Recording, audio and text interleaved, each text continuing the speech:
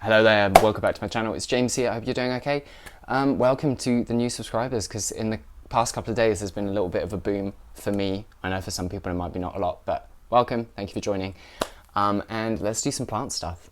So, I have not really focused so far on any of my Monstera, still within the Aurea realm, but I haven't really given them any time. So I thought today I'd just go through my small, it is still very small, selection of Monstera. I don't have everything here. These are not all the ones I have. I have particularly the variegated, the white variegated Monstera. I have a couple of those, but I'm not going to show you all of them because it's the same plant essentially. So I'm just going to show you an example of every one I have, and we'll move through it quite quickly because there are only 1, 2, 3, 4, 5, 6 plants here, and then one at my partner's place that I'll show you. So we'll go through it quite fast. All right, let's get straight into it. Like I said, the first one and the very first Monstera that I actually got was this white variegated. So Borsigiana, it's not the larger form, it's the vining form of Monstera, and I love it. I got it as a cutting from Eastern Tropicals. It was just this lower leaf, and then it put out these ones within, I'd say maybe 4 or 5 months. It took a while to get rooted, and then grew really quickly and then stopped growing because I didn't repot it and it was stuck in a really, really small pot. So recently I've repotted it up in this, which is just a little bit larger, just a bit more space for its roots to spread out in, and we'll see what it does. I think as spring arrives it will start to really, really put out some good growth. I'm excited because I love it. Like, it's beautiful. Regardless of how easily they're becoming available, I think they're just one of the most beautiful plants you can get, and I feel like they appeal to a lot of people who aren't necessarily in the plant world. My mum, for example, and my sister, they both see this plant and it's like, oh my god, like, that's amazing, it's gorgeous. Yeah, it's such an appealing leaf shape, especially when the fenestrations start to appear like this. It's just amazing.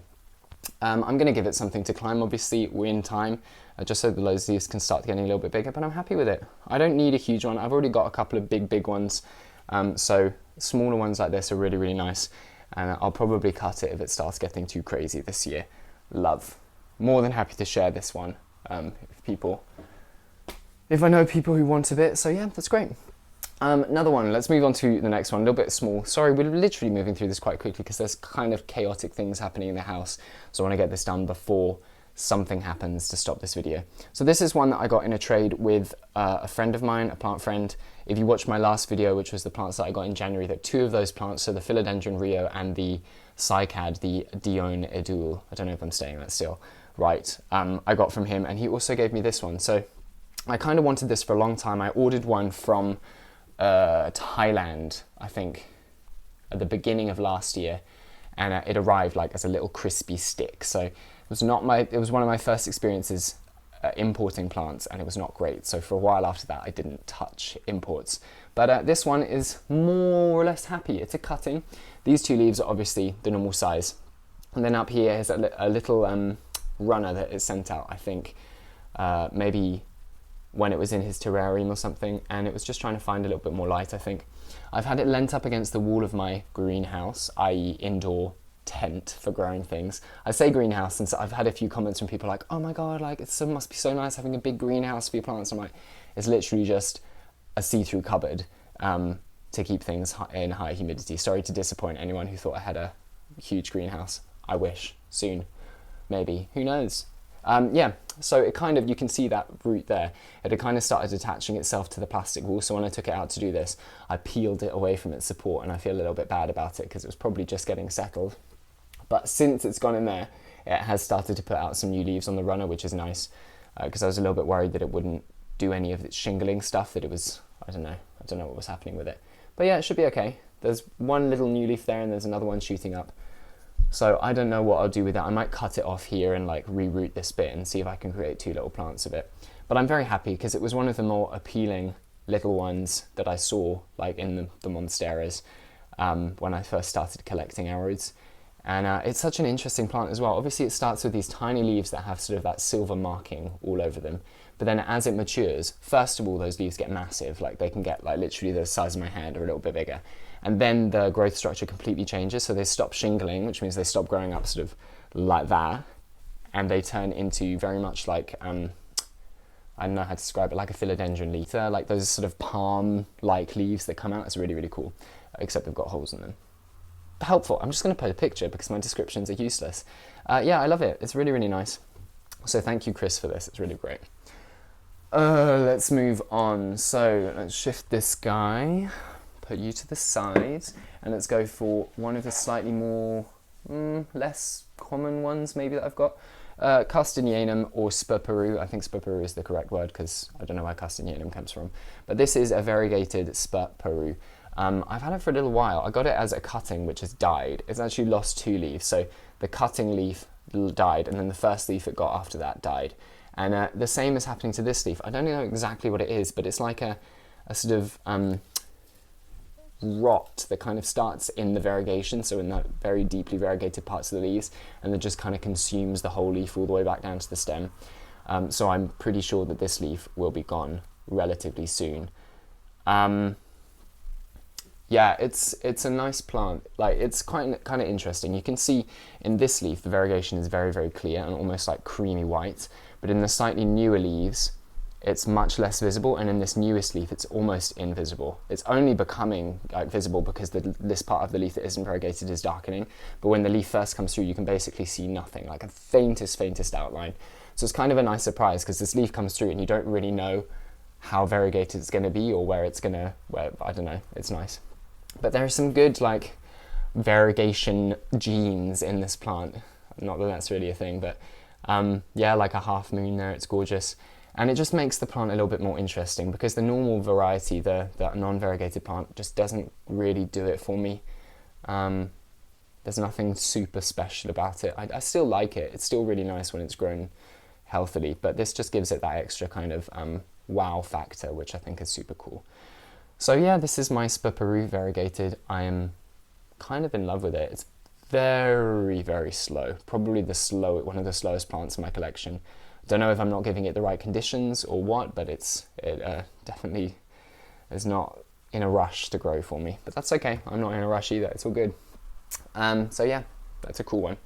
Moving on, let's go to this little plant that I'm confused about. So I unboxed this Cestus mirabilis a couple of months ago, I think, from an Etsy shop. Really, really nice seller. And he was so sweet and sent me a couple of free plants. So he sent me an Alocasia Frydek and he sent me this Monstera, which I initially thought was an Adansonii when I unboxed it, but he assured me afterwards that it was an Epipremnoides, or the plant that is called Epipremnoides. I have since heard some conflicting things. Some people have told me that it's not from what they saw in the video. Some people have asked the seller who got the same plant and they were reassured that it definitely is, and that seller has since sold plants that definitely are Epipremnoides, or what we call Epipremnoides. So I'm really not sure about it. I've had Adansonii before, obviously. It does look quite different, but then I'm aware that there are like a gajillion different forms of Adansonii, so I have no idea. And it kind of doesn't bother me. I'm just letting it do its thing. It's stunning. The leaves are quite big. This one's only small because I took it out of the greenhouse and tried to grow it in normal room humidity and it did not like it. It stopped growing completely. So I put it back in there. It's doing okay. So yeah, that is my Adansonii / Epipremnoides. Who knows? I don't mind. It's all good. If you do know, if you have any info on it, please let me know. I'd be curious to find out what I'm supposed to be looking for to tell the difference, because particularly these little ones that look like this, they just basically all look the same. I know that to people who know what they're looking for, they don't, but to me, at the moment, they do. This is kind of why I'm less enthusiastic about Monstera as a rule, just because I know that this isn't true totally, but there seems to be a little bit less variety, and it's a little bit harder to tell things apart as an amateur. So obviously I'm not a botanist, I'm not a scientist, so maybe with time I will start to appreciate the nuance between these different things, but for now, it's something like an Adansonii, it's all good. Okay, last two, super exciting. Last two here, I'm going to try and show you my tie at my partner's place, because I don't have a tie here at all. I sold my little one here recently. If you're watching, I hope it's doing super well. So, right here, I've got a super exciting plant that I'm really, really happy. It only arrived today, which is kind of what made me make this video, because I was like, what can I do? Oh, look, this is a cool plant. This is Monstera borsigiana Aurea variegated, so it's like that yellow variegation that is wonderful. Like, it's really, really very, very impressive. even more so in person, I think. It's a plant that I saw for a long time online, and I just wasn't very attracted to it. There's, particularly when put alongside the white variegated plant. Where did I put that? Right here. So kind of when you compare it to this, the variegation in this is like initially so much more striking, but then I kind of fell in love with the Florida Beauty and that like lovely creamy yellow variegation, and then I got that yellow variegated syngonium that you maybe saw a couple of videos ago, and then there's this Peru, and I'm just like gradually just loving yellow variegation more and more and more. So I thought, you know what, I'm going to give it a try, and I found one that was not ridiculously expensive, because I've seen these plants selling for like £300-400, which is just like a lot for a Monstera, particularly like a kind of plant that's going to be relatively easy to propagate, and in a couple of years it will be, it's like this, the white one, in a few years it will be easy to get hold of. But I wanted to give it a go and see what happens. So I got this guy. It's got some good variegation, particularly on that leaf. The stem is nicely variegated. This new leaf that had some fenestrations got a little bit massacred in shipment, but I don't mind. You can still see like some nice yellow on that leaf, even though it's destroyed. And yeah, I'm super happy with it. It arrived incredibly well from Indonesia, and really good. So I'll probably put the Etsy page that I got it from down below, and you can have a look. Some of the plants there are quite expensive, but this was like randomly quite a good price for it, so I decided to go for it.